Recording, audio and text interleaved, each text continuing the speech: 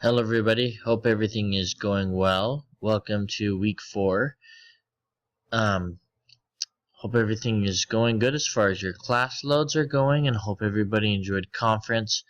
There were some amazing talks given, and so hopefully work schedules will allow you to listen to at least some of it, but if not, hopefully you'll be able to get the opportunity to listen to them online or to read them online or in the Ensign when they come out.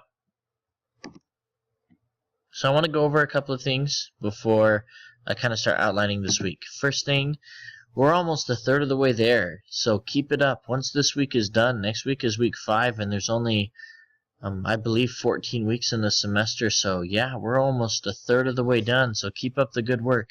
I know at this time of year, after you've been into your schedule for a little bit, you can kind of start feeling a little overwhelmed.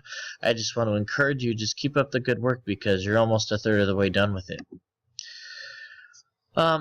Just a reminder for assignment due dates, make sure you look at those and you know when those are so that you're able to get them done on time and you don't have to email me afterwards and ask for an extension because like I said, unless it's an emergency, I'm probably not going to give it to you.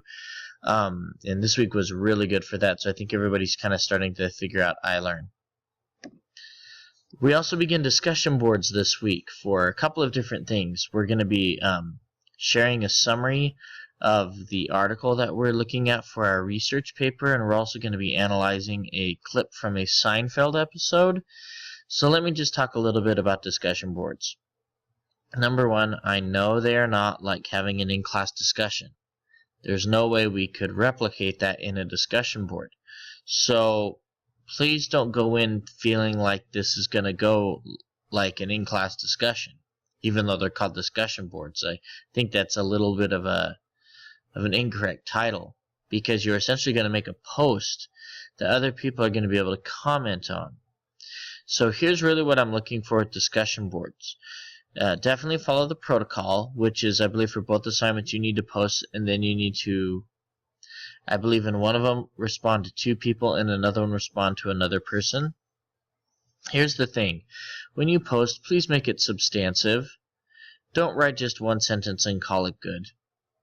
Really take the time to look and to analyze and then make a really in-depth, thoughtful response. And if people write things to you, respond back to them. Those are kind of my only real important things that I think you need to know about discussion boards. Just take the time to make really good responses, and when people respond to you, respond back to them. Now, obviously, this doesn't mean you have to keep going back and forth, back and forth, back and forth forever, but when somebody gives you some type of feedback, respond to it. Also, continue with your ongoing research with your article. As you can tell, we're really focusing on just gathering evidence. We want you to be familiar with a topic that you're interested in, and we want you to be able to know your topic really well and know what kind of research you're going to use to provide for evidence. You're also going to spend some time learning about something called rhetoric, which essentially is learning how people try to convince us of things. The 3 main things you're going to learn about is logos, pathos, and ethos. Logos is when people try to convince you using strictly logic. So this might be evidence or a logical flow of ideas. The other one is ethos, and truly ethos is about building trust. It's about getting the audience to trust you and to trust the evidence you use. And this is really important. This is why when we're talking about making evidence, we can't just use blog posts. We can't just use our friends. We just can't use ideas. Where our resources are coming from are more trustworthy than others. So that's why we're spending some time talking about it. And then finally, pathos is an appeal to emotion. And so as you start analyzing and looking, you really want to spend some time to think about, how is the author trying to convince me? Is he using logic and evidence? Is he using emotion through examples and words? Is he using ethos through not just his own character and personality and acclimates, but is he also using people who are well known and respected? And finally, this all goes down to analysis. The past little bit, we've just been asked to identify some things, and now you're going to ask to analyze and actually say, do I think they're doing a good job with this argument or not. So kind of keep that in mind.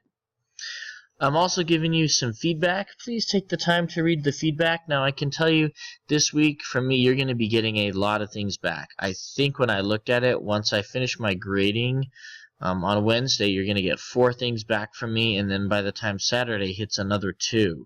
So just constantly look for that feedback, because I'm giving it to you to show you kind of how to improve. And again, you'll notice that we're starting to transition from not just being able to identify the parts of an argument, but now analyzing those parts of an argument to decide if they're persuasive or not. And then we're actually going to be looking at our own research and looking at how we can gather evidence that is credible and evidence that we can use to really have really solid reasons for the arguments that we're going to be making. I'd like to leave you with this little quote from Elder Oaks. With regards to study and also with regards to its connection to the gospel. And it says, in approaching any field of learning, remember the Lord's direction to seek learning even by study and also by faith. Your faith will sustain you and give added meaning and increased accomplishment to your secular studies if you will live to deserve the blessings of the Lord. So I would just encourage you throughout this week, as you are studying and as you are busy with your lives and as you're trying to do the best that you can, never forget the Lord and never forget to take some time to develop your own testimony, either through studying the scriptures or through prayer or through going to the temple or church activities.